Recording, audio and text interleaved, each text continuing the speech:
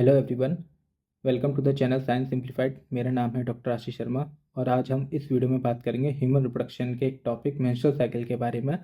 तो चलते हैं स्क्रीन की तरफ और स्टार्ट करते हैं कि व्हाट इज़ मेंस्ट्रुअल साइकिल, क्या क्या इसमें इवेंट्स होते हैं, क्या हार्मोनल कंट्रोल होता है, बाकी के सारे ओवरीज में यूट्रस में क्या क्या इवेंट्स होते हैं, सारे हम इस वीडियो में बात करेंगे हार्मोन्स के, उनके कंट्रोल के और इवेंट्स के बारे में। तो चलते हैं स्क्रीन की तरफ, स्टार्ट करते हैं आज का topic that is menstrual cycle. Menstrual menstrual cycle.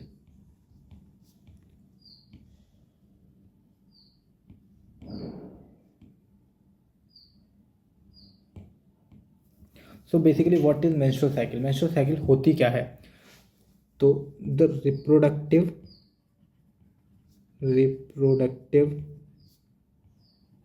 Cycle in female primates means apes, monkeys and humans is called menstrual cycle। और अगर हम साइक्लिकली बात करें, ऑफकोर्स इसमें क्या आ रहा है, वर्ड आ रहा है साइकिल। साइक्लिक का मतलब होता है that something that start from one point and end to the same point that. तो अगर इस रिस्पेक्ट में अगर हम बात करें तो क्या करेंगे, the events start from one cycle to the other menstrual cycle। The events start from one cycle to the other menstrual cycle। Okay, सबसे अगर इम्पोर्टेंट बात करें इसमें कि कितने दिन की होती है मेंस्ट्रुअल साइकिल, तो menstrual cycle is about approximately, जो एनसीईआरटी में बात करें तो लिखिए 28 to 29 days. Menstrual cycle is of about 28 to 29 days, but generally ये वेरी भी करती है। किसी में 25 की भी होती है, किसी में मतलब मिनिमम 25 की भी होती है और मैक्सिमली 31 32 की भी हो सकती है। तो अब इसके बाद अगर हम बात करेंगे मेंस्ट्रुअल साइकिल में कौन कौन से फेजेस होते हैं। तो menstrual cycle consist of 4 phases. हम लिखेंगे menstrual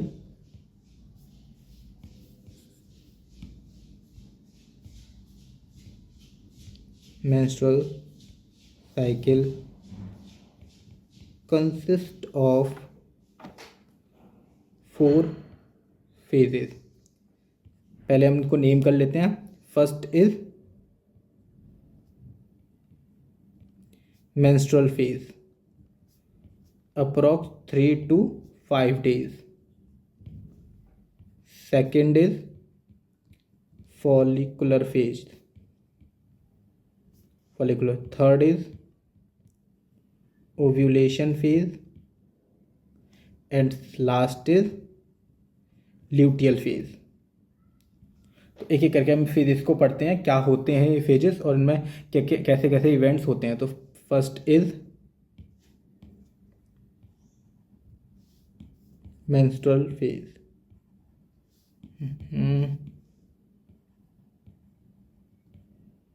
menstrual phase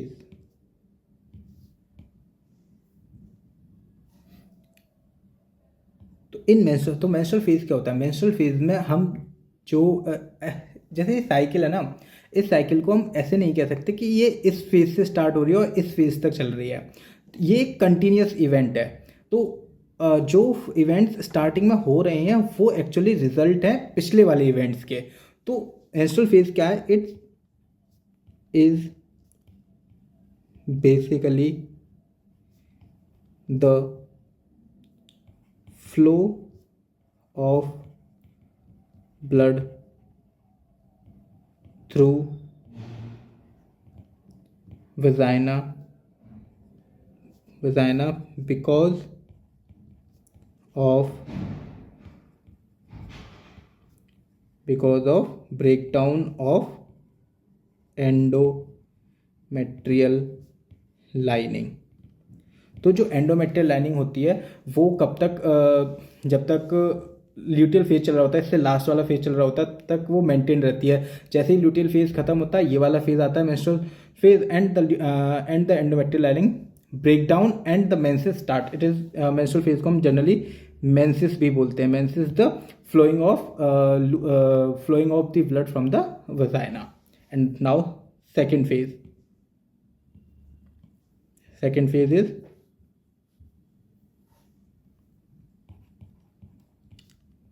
follicular phase. Follicular phase जैसे कि नाम बता रहा है फॉलिकुलर फेज, वैसे ही क्या है ये, इसमें क्या होता है फॉलिकुलर फेज में स्टार्ट हो जाते हैं सारे मेन इवेंट जो स्टार्ट होते हैं एक मेंस्ट्रुअल साइकिल को स्टार्ट करते हैं। That is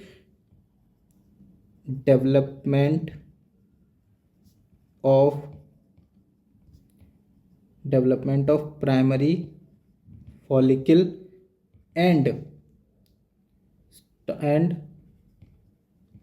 proliferation of endometrial lining। तो ये कौन कौन से इवेंट्स हो रहे हैं? डेवलपमेंट ऑफ प्राइमरी फॉलिकल बन जाता है, development of primary follicle and proliferation of endometrial lining. कौन कौन से? तो जो प्राइमरी फॉलिकल है उसका पूरा डेवलपमेंट होगा कहाँ तक? Primary follicle develop to mature follicle जिसका नाम क्या होता है? Graafian follicle. मैच्योर फॉलिकल हम क्या बोलते हैं? ग्राफियन फॉलिकल भी बोलते हैं। तो यहाँ तक इसका डेवलपमेंट होगा और इसके साथ साथ क्या होगा? एंडोमेट्रियल लाइनिंग का भी प्रोलिफरेशन होगा। ये सब चीज़ होते हैं किसके कंट्रोल में? All these happen in the control of pituitary and ovarian hormones, that is FSH and LH। क्या होता है? पिट्यूटरी से FSH एंड LH निकलते हैं। वो FSH LH निकलते हैं। FSH क्या कराता है? FSH वर्क, ऐसे लिखते हैं, FSH help in developing the primary follicle. And जैसे जैसे प्राइमरी फॉलिकल डेवलपमेंट स्टार्ट होता है, जो फॉलिकल्स होते हैं वो स्टार्ट करते हैं क्या?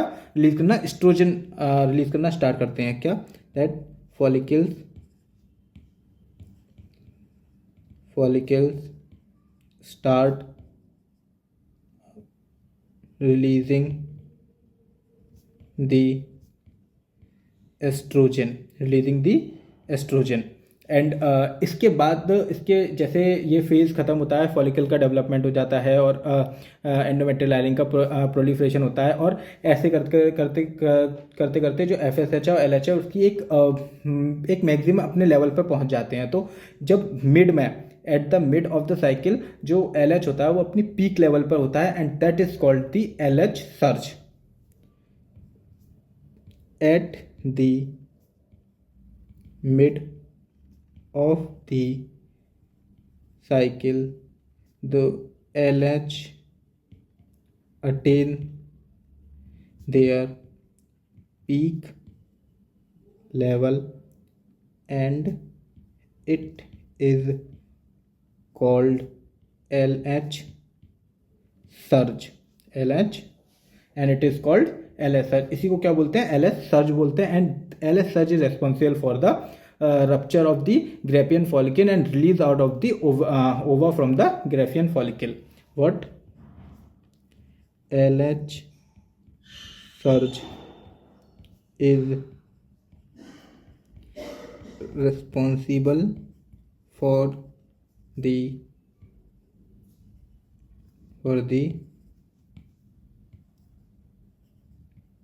rupture of the Graafian follicle and release out the ova, and this is called ovulation. And from here the next phase of the cycle, that is ovulation phase, is start. What? Third phase, ovulation phase. कब होता है ये ovulation? Mid of the cycle, that is 14th day of the cycle. At the 14th day of the cycle, the LH surge occurs and ova releases. Okay. तो जैसे ही यहाँ से 14th day पर ओवा रिलीज हो जाता है, ये अब ओवा किस में था? ग्रेफियन फॉलिकल में था. तो जैसे अगर मैं यहाँ पे ये ऐसे ये बना दिया मैंने, मान लो Graafian follicle and this is the ova. ये क्या है? ये बनाया मैंने ग्रेफियन फॉलिकल और ये हो गया ओवा. तो जैसे ही 14th डे आएगा एंड LH सर्ज होगा, LH अपनी मैक्सिमम लेवल पर होगा, ये फॉलिकल रप्चर होगा, ग्रेफियन फॉलिकल, एंड द ओवा रिलीजेज आउट. ओवा क्या होगा? रिलीज हो जाएगा. एंड रिलीज होने के बाद जो ये लेफ्ट स्ट्रक्चर बचेगा, this left structure, this left structure is called corpus luteum, and this left structure is called corpus luteum. And from here the next phase of the cycle, that is luteal phase, that is luteinisation कराना है हमें. बाकी luteinisation होगा सारी चीज़ों का, और एक हार्मोन, नया हार्मोन यहाँ पे स्टार्ट होगा जिसका नाम क्या है? प्रोजेस्टेरॉन. और प्रोजेस्टेरॉन कैसे स्टार्ट होगा? That is from corpus luteum, जो नया स्ट्रक्चर बनाता किससे? मैच्योर ग्रेफियन फॉलिकल से. ओवा निकल गया, ओवा निकलने के बाद जो स्ट्रक्चर बचा रह जाता है उसको हम क्या बोलते हैं? Corpus luteum. The next phase starts called luteal phase. In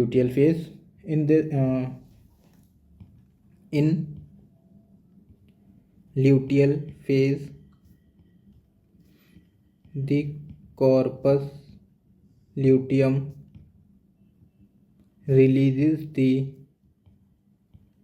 hormone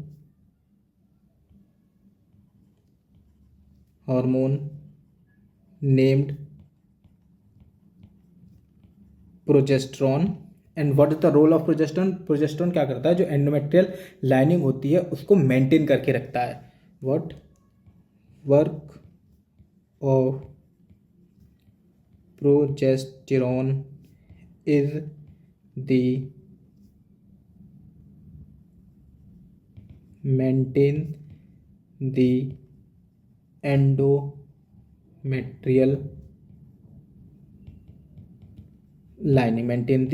endometrial lining. Mainly क्या है? Work of the progesterone is the maintain the endometrial lining. And after that, इस फेज के बाद जैसे ही प्रोजेस्टेरॉन कॉर्पस ल्यूटियम बनता है, progesterone निकलना start हो जाता है, वो एंडोमेट्रियम को मेंटेन करता है.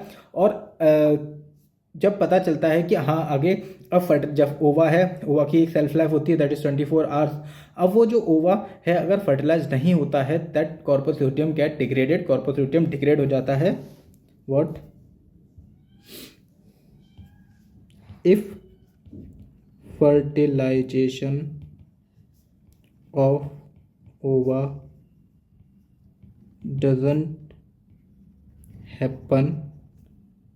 doesn't happen, then क्या होगा?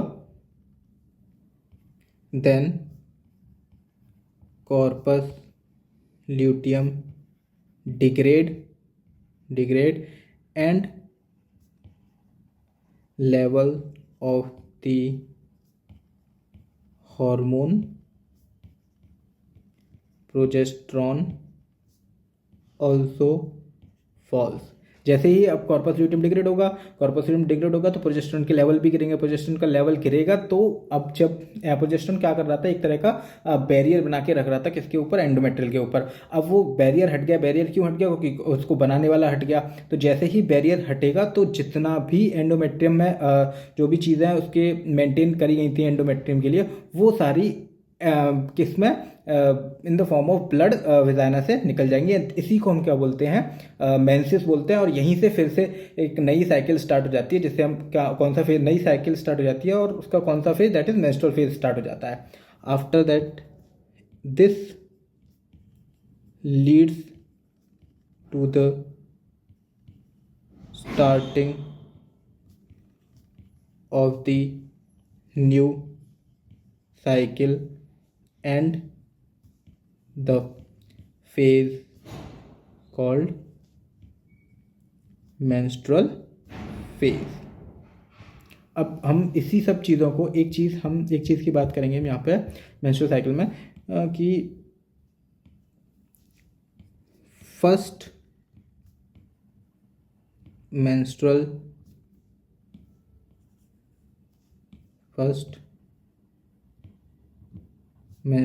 cycle is called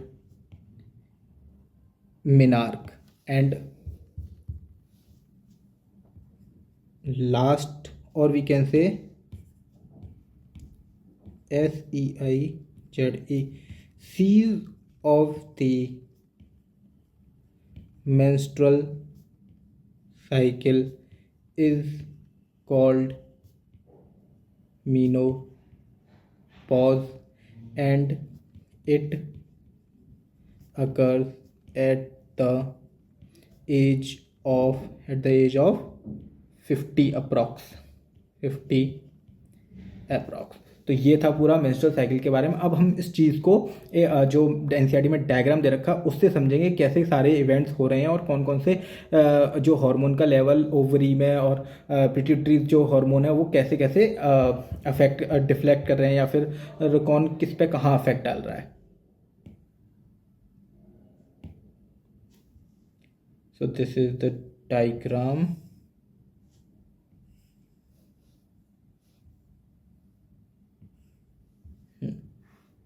so this is the diagram. तो यहाँ पे अगर हम बात करें तो यहाँ सबसे पहले हम बात करेंगे किसके, पहला phase that is menstrual phase. ये कौन सा है, हमारा मेंस्ट्रुअल फेज है।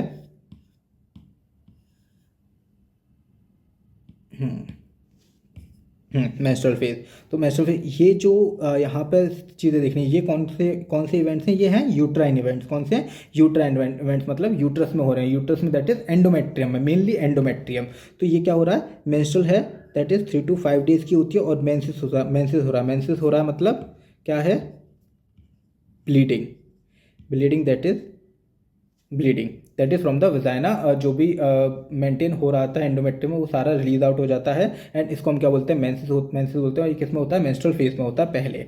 इसके बाद अगर हम आगे बात करें तो इसके बाद आता है क्या, फॉलिकुलर फेज। अब देखो मेंस्ट्रुअल फेज में देखेंगे हम, तो मेंस्ट्रुअल फेज में प्रोजेस्टेरोन हार्मोन बिल्कुल भी नहीं है। ये कौन से हैं, ओवेरियन हार्मोन लेवल्स है। और में ओवेरियन हार्मोन लेवल्स हैं, इसका मतलब क्या है कि जो प्रोजेस्टेरोन है वो बिल्कुल, उसकी लाइन बिल्कुल भी उठी हुई लाइन नहीं है। क्यों, क्योंकि यहाँ पे जो प्रोजेस्टेरोन बनाता है वही नहीं है। जब वो नहीं है तो वो प्रोजेस्टेरोन हार्मोन भी होगा, बट एस्ट्रोजन यहाँ से बढ़ना स्टार्ट हो रहा है। क्यों, क्योंकि यहाँ पे क्या हो रहा है, ओवेरियन इवेंट्स हो रहे हैं, that is development of follicles. और मैंने बताया है कि जो फॉलिकल्स होते हैं वो क्या रिलीज कराते हैं, एस्ट्रोजन रिलीज कराते हैं। तो जैसे जैसे फॉलिकल का डेवलपमेंट होगा वैसे वैसे एस्ट्रोजन का लेवल बढ़ता जाएगा।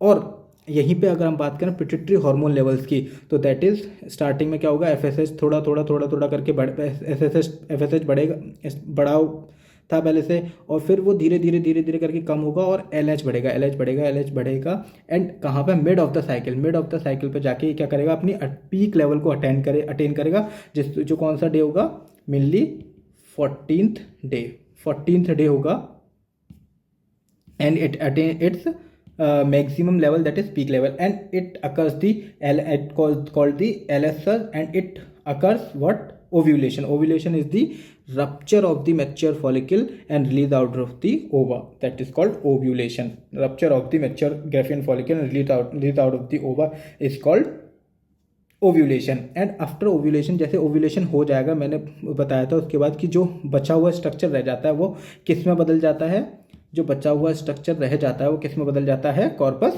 ल्यूटियम में, कॉर्पस ल्यूटियम में बदल जाता है. एंड कॉर्पस ल्यूटियम में बदल जाता है तो हमने पढ़ा है कि कॉर्पस ल्यूटियम क्या करता है, प्रोजेस्टेरोन हार्मोन निकालता है. क्या करता है, प्रोजेस्टेरोन हार्मोन निकालता है. तो जैसे ही कॉर्पस ल्यूटियम बना, क्या हुआ, ये प्रोजेस्टेरोन का लेवल बढ़ने लग गया. एंड जब प्रोजेस्टेरोन का लेवल बढ़ेगा तो ये क्या करेगा, ये जो एंडोमेट्रियम में इवेंट्स हो रहे हैं इनको कंट्रोल करेगा. इनको कंट्रोल करेगा मतलब मेनली मेंटेन करेगा.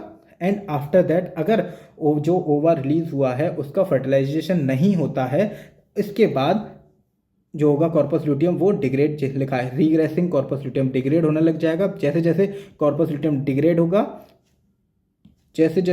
ल्यूटियम डिग्रेड होगा, वैसे वैसे क्या होगा, प्रोजेस्टेरोन हार्मोन का भी लेवल गिरने लग जाएगा.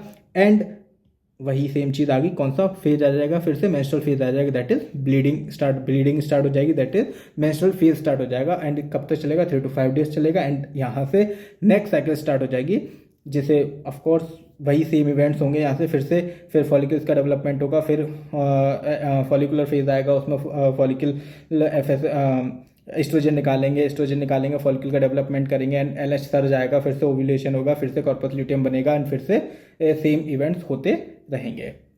सो